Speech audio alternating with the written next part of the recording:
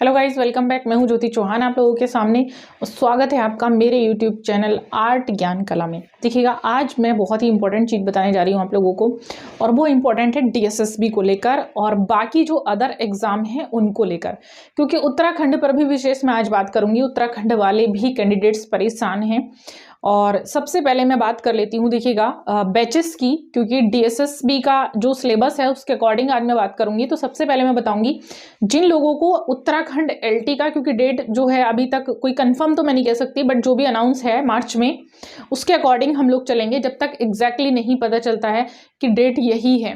तो लेकिन तैयारी हम लोगों को प्रिपेयर करनी है, अभी से करनी है। तो देखिएगा, बैच मेरा चल रहा है, प्रैक्टिस बैच भी आप ले सकते हैं। अगर आप लोग घर पे सेल्फ स्टडी कर रहे हैं तो उसके लिए आप प्रैक्टिस बैच ज्वाइन कर सकते हैं। डीएसएसबी का बैच भी मैंने स्टार्ट किया है और यूजीसी वाले भी ज्वाइन कर सकते हैं। 1 फरवरी से बैच स्टार्ट है, आप लोग ज्वाइन कर सकते हैं। प्रैक्टिस बैच चल रहा है। चलिए, अभी देखिए मैं बात करने जा रही हूँ आज आप लोगों के सामने बैचेस सिलेबस को लेकर। ठीक है, बैचेस को तो हम बात कर चुके हैं, हम लोग सिलेबस से बात कर लेते हैं। और सिलेबस क्या है डीएसएसबी का, क्या पढ़ेंगे, क्योंकि देखिए सिलेबस तो इसका वैसे भी नहीं आने वाला, लेकिन आप लोग तैयारी अभी से करेंगे। क्या क्या तैयारी आप लोगों को करनी चाहिए, क्या क्या आप लोगों के क्वेश्चंस उसमें आ सकते हैं, किस तरह का सिलेबस होगा। तो डीएसएसबी का जो सिलेबस है ड्राइंग टीचर का कभी मेंशन नहीं होता। मैंने उस दिन भी बोला था कि साइट पर कभी मेंशन नहीं होता, लेकिन आपको खुद से तैयारी करनी है। क्या तैयारी करनी है, कैसे करनी है, क्या पढ़ना है, क्या नहीं पढ़ना है, क्योंकि सिलेबस पढ़ने के लिए आर्ट में बहुत ज़्यादा है। तो ऐसा नहीं आप सारा कुछ उठा के पढ़ेंगे, कुछ लिमिटेड सिलेबस को पढ़ेंगे। तो लिमिटेड सिलेबस क्या है आज हम उसको जानेंगे। देखिए, सबसे पहले मैं बात कर लूँ तो आप लोगों को इंडियन आर्ट पूरा पढ़ना है। ठीक है, कंप्लीटली इंडियन आर्ट पढ़ना है। ठीक, सेकंड है आप लोगों का वेस्टर्न में क्या पढ़ना है। पहले मैं वेस्टर्न से पहले मैं बता देती हूं यहां पर बंगाल शैली। बंगाल शैली के जितने भी आर्टिस्ट हैं उनको पढ़ लीजिएगा।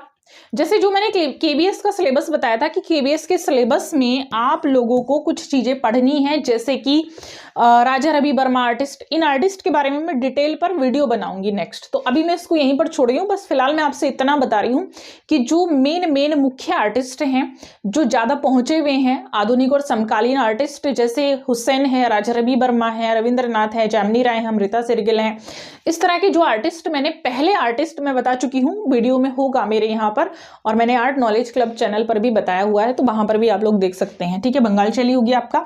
सेकंड चीज आपकी आती है वेस्टर्न। वेस्टर्न इंपॉर्टेंट है कि आपको कितना पढ़ना है कि नहीं पढ़ना है, वेस्टर्न आर्ट में क्या पढ़ना है और क्या छोड़ना है। ठीक है, तो आपने शायद मैंने इसी चैनल पे अपलोड किया था वीडियो, जो वीडियो था जहां पर मैं पेपर सॉल्व करा रही थी, तो वहां पर मैंने एक चीज बताई थी कि कनेक्शन इंडियन आर्ट का और वेस्टर्न आर्ट का कहाँ से है, वो आपको लर्न करना है। डिटेल पर इस पर भी मैं वीडियो बनाऊंगी। अभी फिलहाल मैं यहाँ से एक चीज बता देती हूँ, पहले तो आप उस वीडियो को देख लीजिएगा, उसका लिंक इसी में होगा, लिंक नहीं है तो प्लेलिस्ट में आप लोग जाएंगे, आपको मिल जाएगा, जहां पर मैंने अल्टामीरा की गुफाओं से क्वेश्चन सॉल्व कराने शुरू किए हैं। वहां पर मैंने काफी कुछ पहले बता रखा है। ठीक है, देखिएगा यहां से क्या है, वेस्टर्न आर्ट में कनेक्शन आपको बनाना है। ठीक, जैसे अगर मैं बात करूं तो प्रागैतिहासिक काल की बात करूं, मैं दोनों का प्रागैतिहासिक काल याद करना है, जैसे मैंने यूपी टीजीटी में बताया था, सेम बिल्कुल वैसे ही करना है। ठीक है, मेसोपोटामिया और मिस्र की सभ्यता आपको वेस्टर्न में करना है। बरोक और रोकोक का आर्ट भी आपको पता होनी चाहिए। गोथिक है, बाइजेंटाइन है, घनवाद है, ये कुछ चीजें हैं, प्रभाववाद है, इनसे थोड़ी थोड़ी जानकारी, और मैं कहूंगी आर्टिस्ट के बारे में ये आपको पढ़ना है। ऐसा नहीं है, देखिए सिलेबस वैसे टीजीटी के लेवल पर नहीं होता, लेकिन आप जानते हैं ये जो चीजें हैं, जैसे हाई रेनेसेंस आर्ट है, हाई रेनेसेंस आर्ट अगर आपको नहीं दे रखा है ना सिलेबस में भी कि इंडियन आर्ट ही खाली दे रखा है, वेस्टर्न आर्ट नहीं दे रखा, तब भी पढ़िए, क्योंकि एक जो चीज वहां से निकल कर आती है वो ऐसी है कि वो हर एग्जाम में पूछी जाने वाली है। ठीक है, तो ये आपको पढ़ना है, इसको मैं डिटेल से खुलकर और आगे बताऊंगी। अभी फिलहाल मैं एक सिलेबस का एक क्राइटेरिया आप लोगों को दे रही हूँ कि ये आपको पढ़ना है। जो लोग इंतजार कर रहे थे कि हम क्या पढ़ें, फिर सिलेबस नहीं दिया, तो उनके लिए मैं अभी सिर्फ इतना बता रही हूँ। वेस्टर्न पर फिर मैं डिटेल से आपको बताऊंगी कहां से कितनी चीजों को पढ़ना है, कौन सी चीजें इंपॉर्टेंट है। ठीक है, तो सिलेबस रिलेटेड जो है मेरे 2-3 वीडियो होने वाले हैं, उसको ध्यान से देखेंगे। थर्ड चीज मैं आपको यहां से बोलूंगी, देखिए मेन आता है इसमें ग्राफिक। ग्राफिक किस लेवल का आएगा, क्योंकि वेस्टर्न से एक तो एडवर्टाइजिंग आ जाता है अब एडवर्टाइजिंग खाली वेस्टर्न में नहीं रहा, ये इंडियन और वेस्टर्न दोनों में आ गया है। एडवर्टाइजिंग में क्या करना है, आपको लोगों को याद करना है, कंपनीज के कुछ कैंपेन आप लोगों को याद करने हैं, और लोगों की शुरुआत कहाँ से हुई, लोगों की पहचान क्या है, कंपनी के कुछ लोगो आपको याद करने हैं। ठीक, एक जो खाका आप लोगों का तैयार होता है, लेआउट तैयार होता है, वो किस प्रकार से होता है। एडवर्टाइजिंग में कुछ इस तरह की चीजें आप लोगों को करनी है। एडवर्टाइजिंग की शुरुआत कहाँ से हुई है, इसका विकास कैसे हुआ, ये आज के समय की वो इंपॉर्टेंट चीज है जो हर एग्जाम में पूछी जानी चाहिए, पूछी भी जाती है।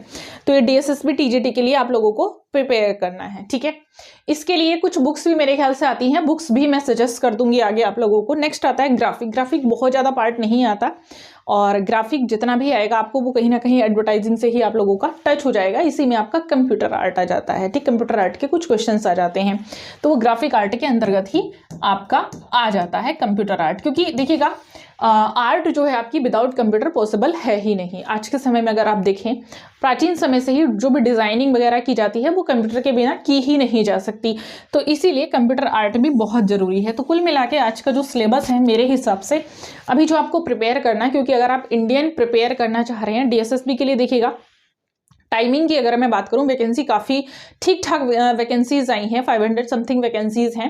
तो उनके लिए अगर आप लोग एलिजिबल हैं, क्योंकि अभी जो मैं कहूँगी डिटेल वाला जो नोटिफिकेशन है वो आने दीजिएगा, और अभी 8 जो फैब है वो आने दीजिए। उसके बाद से मैं आपको बताऊंगी प्रोसीजर क्या है अप्लाई करने का, और इसमें कौन कौन अप्लाई कर सकते हैं। क्लियरली पूरा वीडियो मेरे इस पर आ जाएगा।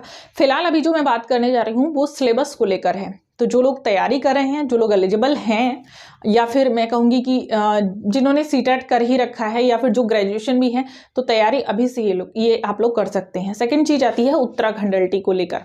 तो उत्तराखंड एलटी पर वैसे मैं एक विशेष और लेकर आऊँगी आप लोगों के लिए।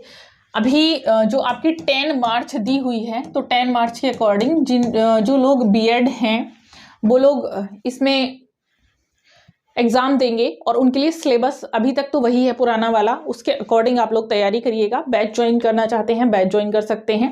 ठीक, और इससे रिलेटेड जो उत्तराखंड एलटी से रिलेटेड नेक्स्ट वीडियो आप मेरा देख सकते हैं। तो सिलेबस आप लोगों के सामने है, इसी के अकॉर्डिंग आप लोग तैयारी करेंगे। ठीक है, चलिए मिलेंगे नेक्स्ट वीडियो में, तब तक के लिए थैंक यू।